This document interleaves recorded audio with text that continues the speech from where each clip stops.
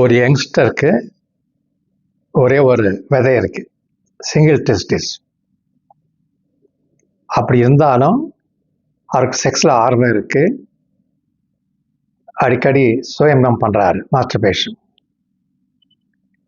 இப்போ அவர் ஒரு 3 நாளைக்கு முந்தி நெட்டில் பார்த்துருக்காரு, சிங்கிள் டெஸ்ட் இருக்கிறவருக்கு செக்ஸுக்கு பிரச்சனை வரும், குழந்தைங்க பிறக்க மாட்டாங்கன்னு சொல்லிட்டு.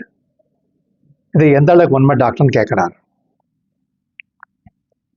விஞ்ஞான பூர்வமாக சொல்ல போனால் மருத்துவ ரீதியாக இது உண்மை கிடையாது.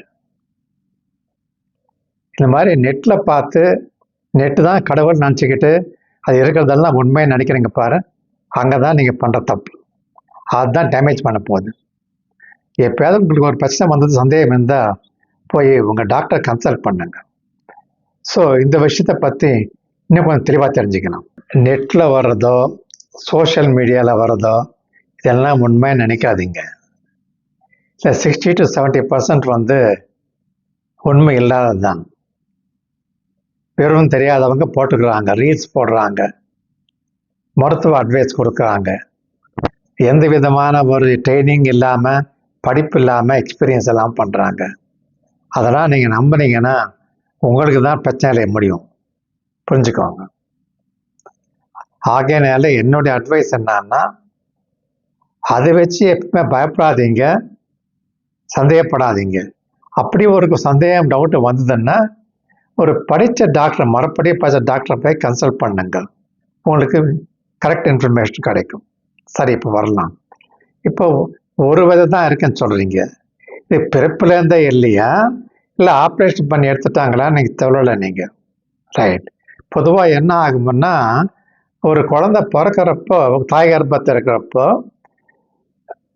ஒரு விதை இனிமேல் 2 சைடுமே அடிவயரில் இருக்கு, மேலே இங்குவைனல் கெனால்னு ஒரு டியூப் இருக்குது, அதுக்கு மேலே இருக்கும். பிறக்கிறப்ப அந்த டியூப் மூலமாக இறங்கி வந்து விதைப்பையில வந்து சேர்ந்துடும். சில பேருக்கு என்ன ஆகும், அது மாதிரி இறங்கி வராது. குழந்தை பிறந்த பிறகு கூட அந்த குழந்தைக்கு விதை இறங்கி கீழே வந்து விதைப்பையில தங்காது. அது ஒரு பக்கம் வராமல் இருக்கலாம், 2 பக்கம் வராமல் கூட இருக்கலாம். அதுக்கு பேர் தான் அன்டிசெண்டட் டெஸ்டிஸ்ன்னு சொல்லுவோம். இந்த மாதிரி இருந்தால் டாக்டர் கிட்ட போனால் டாக்டரை பரீட்சை பண்ணி முடிஞ்சால் அது இறக்கி கீழே விதைப்பையில கொண்டு வந்துடுவாங்க. அப்படி இல்லைன்னா ஆப்ரேட் பண்ணி அந்த விதை எடுத்துடுவாங்க. ஏன்னா அது உள்ளுக்குள்ளே இருக்கிறது நல்லது கிடையாது. சரி, ஒரு ஆண் வந்து செக்ஸில் திறமை இருக்கணும்னா தேவைப்பட்ட அளவுக்கு ஆண் ஹார்மோன் டெஸ்டோஸ்டரான் உடம்புல இருக்கணும். அது ஒரு விதை இருந்தாலே போதும், அதே தயார் பண்ணிட்டோம். அதனால பச்சை கவலை வராது. இன்னொன்று, குழந்தை பிறக்கிறதுக்கு பிரச்சனை சந்தேகம் சொல்கிறாங்க. எப்படி சொந்தம் பிரச்சனை வரும், புரிஞ்சுதா? இப்போ நான் நிறைய வாட்டி பழைய வீடியோ சொல்லியிருக்கேன், ஆண் சைட்லேருந்து குழந்தை பிறக்கிறதுக்கு திறமையான விந்து வரணும் இருக்கணும் சொல்லிட்டு.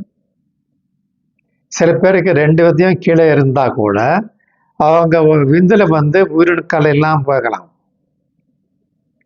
ஸோ ஒரே விதை இருக்கவனுக்கு கூட தேவைப்பட்ட அளவுக்கு எல்லாம் திறமையான உயிரணுக்கள் இருக்கலாம்.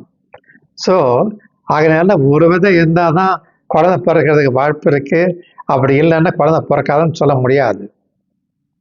ஒரு சந்தேகம் இருந்ததுன்னா நீங்கள் லேபில் போய் டெஸ்ட் பண்ணி பாருங்கள், விந்தில் அதை வச்சே தெரிஞ்சுக்கலாம். அப்படி அதில் ஏதாவது குறையும் இருந்தால் டாக்டரை கன்சல்ட் பண்ணுங்க, டாக்டருக்கு தக்க ட்ரீட்மெண்ட் கொடுப்பாங்க.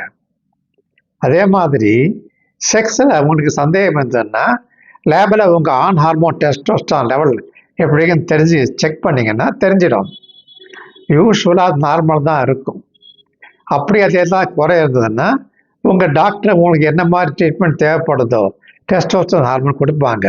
அது மாத்திரை மூலியமாக கொடுக்கலாம், இன்ஜெக்ஷன் மூலியமாக கொடுக்கலாம், ஆயின்மெண்ட் மூலமாக கொடுக்கலாம். ஸோ அதனால ஒரே விதை இருக்குன்னு சொல்லிட்டு டென்ஷனாக தேவையில்லை. அதே மாதிரி இருக்கிற விதை இறங்கி வரலையா, அன்டிசெண்டட் டெஸ்டிஸா இல்லை டேமேஜ் ஆகி கெட்டு போயதுக்காக செக் பண்ணிக்கணும்.